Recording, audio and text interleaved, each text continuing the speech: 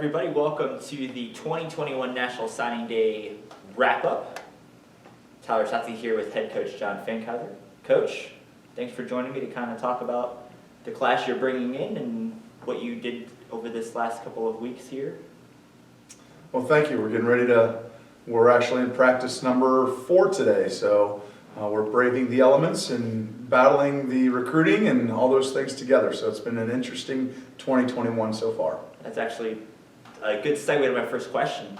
Normally, okay, you recruit during the season and after, and then sign coming up in the spring. Obviously, different this year. You basically signed a class before you even play the season. How did that kind of affect the way you guys had to attack recruiting and really see what you would need for the team going forward? Well, the biggest challenge that it provides is with everybody getting an extra year of eligibility on our current team, what is open, what scholarships are open, what positions are open, those type of things have been more of the bigger questions that we've had to answer from a logistical standpoint on the recruiting side of it, and what our needs are and how can we afford, and all those things. But the other part of that, when you talk about the recruiting calendar, with getting shut down back in March, basically, the recruiting started a lot earlier on a film evaluation standpoint, and some of those things that we wouldn't typically have started then. But then losing all the prospect camps and the things like that over the summer gave us not a lot of contact with kids, and a lot of things turned into virtual recruiting, which it stayed virtual throughout most of the fall until we were able to get some kids on campus. The thing that opened up a little bit for us and we were able to get guys on campus a little earlier this year with not having a season.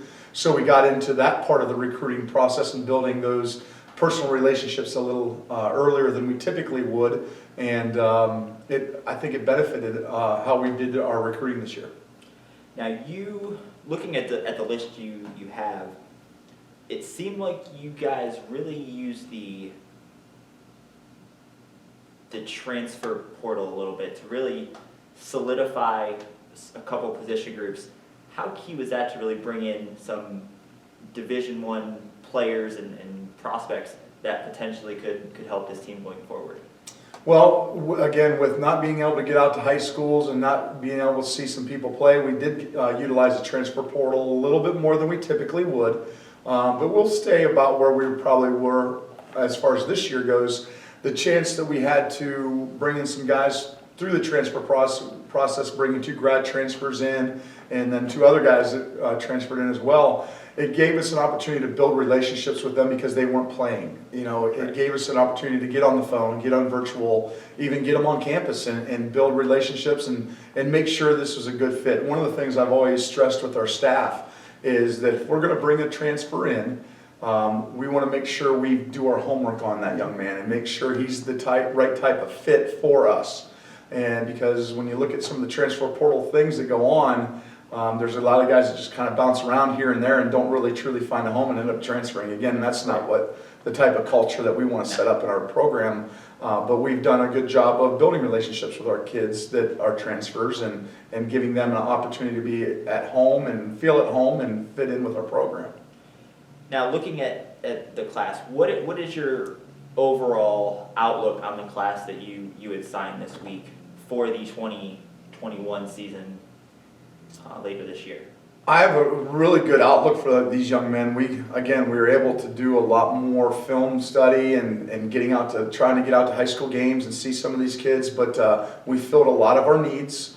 Probably have a few more needs that we could fill as well, but when you're limited with bringing your seniors back and all those things, we weren't able to address totally everything, but we feel really good about where we're at. We're able to get some good quality in our quarterback position, our offensive line position, defensive line position for sure. Tight end position is another big one that we really had to make sure we focused on. So we feel pretty good about those guys. Not to say some of the other guys aren't, because their numbers aren't as big as how many guys we brought in those positions, but we feel really good about the guys we got. Now we'll kind of look at some of these groups in particular. You said the quarterback position, obviously, you knew coming into the season that you were going to have graduation numbers where that was a position where you would need. And it seems like on paper you have two quarterbacks that really could help going forward, and especially with the experience part. Talk about those two prospects that you brought in. Well, the two prospects we brought in, Tom Vader and Jake Moeller, feel really good about him. Tom is a transfer that came in from Northern Illinois. We did a lot of homework on him. He had a couple other options as well, and we really wanted to make sure we solidified the room a little bit, because we were a little bit bottom heavy, if you will, on the freshman side of the room in the quarterback position with a grad transfer and Jeremy Hodge previously. He was here this fall and did some good things in our fall practices. We felt like we needed to maybe get a backup there, and Tom kind of filled that role. And as we're into practice number 4, he has done a good job with that. Not to say our freshmen haven't, but you always want a little bit more experience and give an opportunity for those guys to fill in. Really feel good about Jake Moeller. I think Jake is a young man that has a lot of potential, and he's probably in the recruiting side of this, with the Division I schools being kind of shut down with on-campus visits. I think Jake falling into our lap, that was a process by elimination on their part that right. Division I's couldn't do some of those things, so he kind of fell into our lap a little bit. He had a lot of options as well, and we were really excited to get him. Now we'll switch gears into the wide receiver and tight end. One of your heavier groups that you worked on this class. What were your thoughts on some of the wide receivers and tight ends you brought in? Well, we were very selective in what we wanted to do with our receivers specifically. So bringing Tyree Gray in from Murray State, bringing Tyree Gray in as a grad transfer as well. He provides a lot of experience and a lot of athleticism. So we feel really good about where he's at. And he was able to practice with us in the fall and has done a good job with the transition into here. Was not able to practice with us in the fall, but has done a good job in his transition in here this spring. Delonte Hall was a specific young man that we had targeted. Really feel good about his athleticism and things he can provide on the field. His dynamic playmaking ability is a thing that we really looked at. And then Jalen Roe Island is a young man that we really liked and has a lot of upside and can provide different things for us. He's a little bit longer, taller receiver. Now, we'll head to the offensive line. Talk about some of the guys that you had brought in to really man the offensive line and help with the offense going forward. So the offensive line was a position of need for us because we are finally getting older in our offensive line, so we need to make sure we have the backup fill guys to come in and that can provide some things as they go. We feel really good about Camperman and Kennedy and Kuth, the 3Ks, as far as what those guys do and the type of players they are. Camperman and Kennedy are pretty much those longer tackle type guys. Kuth is kind of that guard hammer that really is physical inside. Will Hast is a young man that's a very athletic guy. Doesn't have the weight right now that some of the other guys have, but we feel really good about his athleticism. So he can be a guy that goes in or out for us as well. You match those 4 young men up with some of the other guys that we'll continue to recruit and bring in with our tight ends as well. We feel really good about our tight ends and Billy Crookston and Brandon Elwer and Nick MacArthur. All 3 of those young men are physical blockers, but also have the athleticism to get out and catch the ball and really stretch defenses. Now we'll switch to the other side of the ball. Defense, probably the part of the team that really helped you guys last year. You had Morgan Trust, who had graduated, who really manned the D-line. You see a number of transfers on the defensive side. We'll start at the defensive line. Pardon. What do you see in those guys that could help moving forward? Well, the first guy we're really excited about getting as a transfer, and again, doing your homework and making sure we get a guy that fits into our program, is Shea LaRue from Bowling Green. It was a good fit for us to talk with him and get him in. He will be a guy that's multiple across the front. He can play nose to end. He's a big, strong kid that we, again, have in practice right now that's shown some good ability. Jesse Stevens, who's going to be a freshman coming in, he played at Elyria High School and played for a former Walsh defensive lineman as his position coach up there.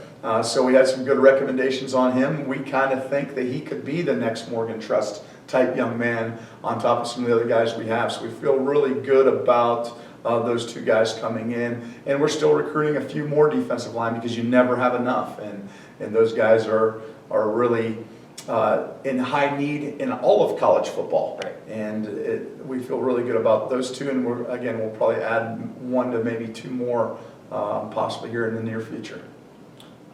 Linebackers, we'll switch to that category. Your thoughts on some of the guys there? Yep.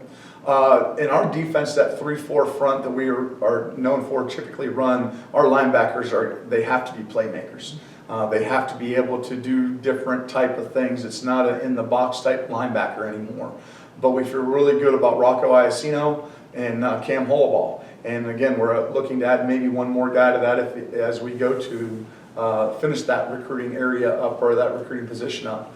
But Rocco is a big, strong kid out of Hickory, PA, and physical, more of a hammer type of linebacker than Cam is. Cam Hollaball played quarterback, or actually played just about everything in high school at Warren JFK. Led them to a state championship play, or to the state championship game. Finalist. But fell short. I know he's a little bit disappointed in that, but that's where he really jumped off the map to us on his athleticism. Right. So I think he'll be a little bit more of a field linebacker, a guy that can get out on play the number 3 receiver and do some things like that. But we feel really good about those two young men. And then again, we're still recruiting another young man that's a state champion as well.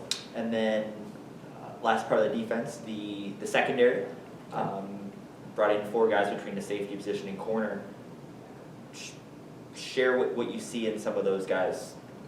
Okay, Jaden Hurd is a safety that's coming in. We feel like he is a playmaker, kind of the guy that can cover people, but also be that free safety, field safety. That's a guy that can break out on the ball out of the middle of the field and in different coverages that we have. We really like his ability. He's a young man that fit in quite well early. He was one of our earlier commitments in the recruiting class, so it kind of shored up the safety area. Then we went to the corner area and looked at Isaiah Jackson's coming in from North Catholic over in Pennsylvania. Quadre Rogers from Newark is another young man that's coming from Newark. We feel really good about their ability.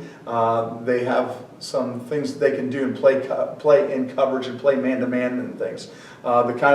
The guy that kind of jumped off the map at the very end of the recruiting is Delshawn Petrosky out of Cheney High School in Youngstown. And he played quarterback in high school, played a lot of different positions, played some safety, but his athleticism is what jumped off the map to us and really made it a good match for us and being able to get him. And then the last person on our list here, I think 23, I think I counted. Mm-hmm. Garrett Cashner at the punter position.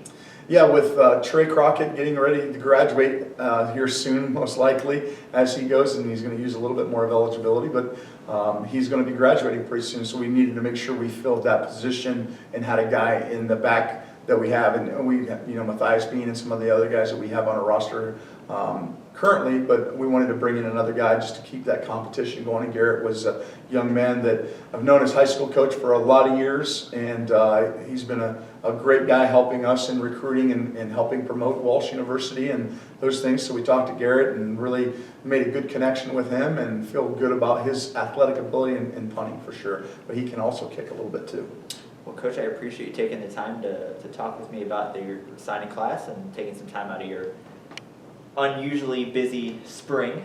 We look forward to seeing you guys on the field here in a couple weeks for the 2021 season. Great, thanks for having me. It's been a cold spring so far, but we're going to warm up here soon.